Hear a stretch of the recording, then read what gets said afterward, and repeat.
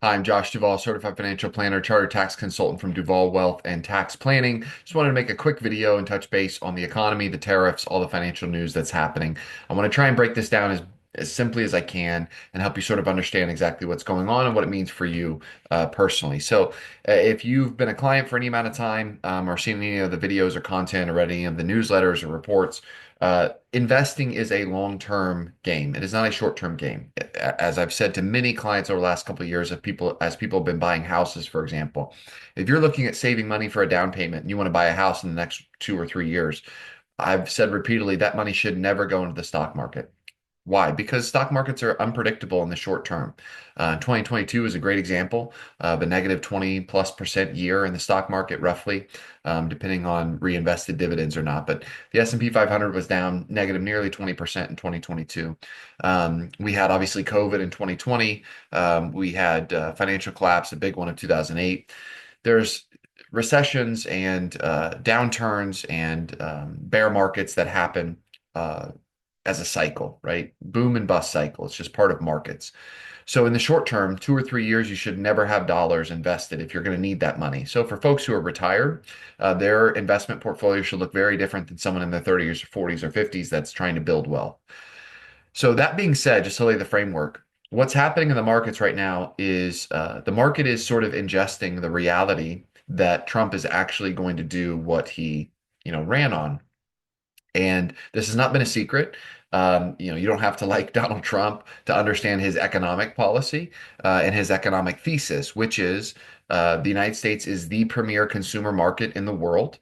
That's true. We consume something like a third of all of the goods and services produced in the world are ultimately end up in the United States. Um, so that's one part of it. The second part of it is that American manufacturing should exist, right? We should not offshore manufacturing, not only because it's bad for national security reasons, like not being able to get drugs during COVID or medicine because it's produced somewhere else. Obviously, militarily, we shouldn't produce things that we need to build weapons and tanks and self-defense, in another country. So there's those sort of national security reasons. But fundamentally, he believes in a middle class that's based on manufacturing and building things. And the United States doesn't have that compared to what it looked like, generations ago, in the middle of the 1900s or before. Um, but there's a few things that are happening related to tariffs, right? So the Liberation Day thing happened, the press conference. He's been talking about it since the election, talked about it before the election, did tariffs that the Biden administration actually kept in place between the last 10 years of 2016 through the 2020 election and now to today. So tariffs are not anything new. What is new is that they actually went through with the reciprocal tariffs and the targeted tariffs based on what the administration talks about as unfair trade practices, currency manipulation, subsidies, etc.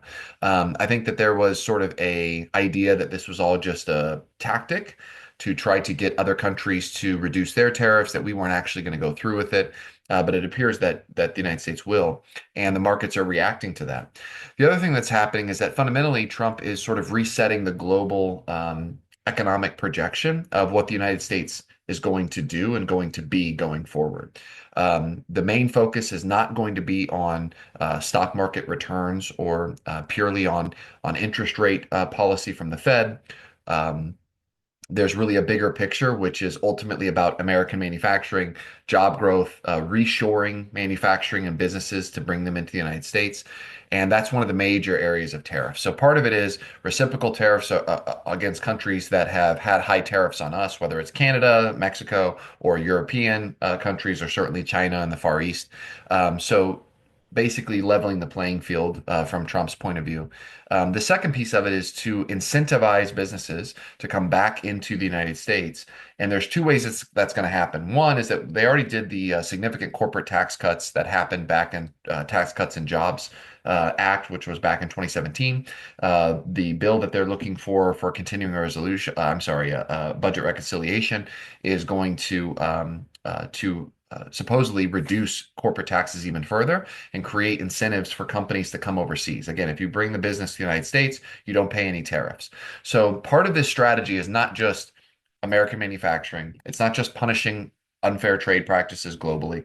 It's about bringing investment back into the United States. So far in 2024, in 2025, there's been about $5 trillion worth of investment that's been pledged by other nations to come back in, like semiconductors and manufacturing for automobiles and vehicles, Apple manufacturing. There's been a lot of talk and press conferences about that. So that's part of the idea. The other idea is to bring interest rates down so that the United States can refinance their debt. One of the big challenges that the administration has talked about in public policy in general, I think anybody who pays attention knows a little bit about the US debt and how we're at 36 trillion and that's ballooning basically by 2 trillion a year because of deficits. So you have all of these economic things that are sort of trying to work together, right? And again, you don't have to like Donald Trump, you don't have to vote for him to be able to understand what the thesis is and what the plan is. Whether or not you agree with it or what the long-term effects of that those are two totally separate questions than just identifying what's happening. I think markets are reacting to the reality as a knee jerk, and it is a knee jerk reaction because literally nothing has changed. You didn't go into the grocery store today and see some sort of foreign imported good up, 20% more expensive than it was yesterday, right? It doesn't work like that. Supply chains take a long time to filter out price changes. There's a lot of moving parts. So it is a knee-jerk reaction, I think, to the reality that this is a global economic reset from the position of the United States. And what that means for you individually is that you have to understand where your individual goals and what your financial circumstances look like and how that's connected to your long-term investment plan. Again, if you're a retiree who's 75 years old and you're living off of your investments, your portfolio should look different than someone in their 30s, 40s, or 50s who's trying as desperately as possible to build as much wealth and get as much growth out of their investment portfolio as possible. I never recommend looking at headlines as a means of reacting or making investment decisions. You should not do that, regardless of if the news is good or bad. You should be saying, what is the long-term view of the economy? How am I positioning my portfolio related to the goals and interests and desires that you have as an individual? And then what are the other pieces of the picture, whether it's financial planning conversation, whether it's taxes, what types of accounts you have, if they're tax deferred, if they're brokerage accounts, what kind of short-term goals that you have where you know you need cash available. So let's get that out of the market. Because you might need to buy a house or a business or a car in a couple of years. All of those conversations should be a balance between the global economic macro view of what's happening in the world and then what it means for you in your 401k, right, as an individual. So my job is to help you understand that and to call sort of have a conversation to walk you through the different things that happen. Me personally, as I've talked with many clients about and have been very open about, I buy 100% stocks all the time. That's my view. I'm relatively young, want to build as much wealth as possible, and that certainly hasn't changed based on any of this news. In fact, every time you invest in down markets, you're buying stocks that you want to own at a rate that is cheaper than you could have purchased them last week or last month or last year. And that's the reality of investing in down markets. So if any of this is concerning to you, if you have legitimate concerns, not just, oh, hey, there's some bad headlines, but it's actually making you worried or fearful, we should talk about that. So please feel free to reach out, josh@duvallplanning.com. Feel free to shoot me an email, and I'm going to put together a little sort of talking points memo as well, and I'll send that out additionally to this. So I hope you're doing well, and again, feel free, please, to reach out. There is short-term instability, short-term sort of knee-jerk reactions happening, and that's to be expected given the reality of the economic change that is taking place.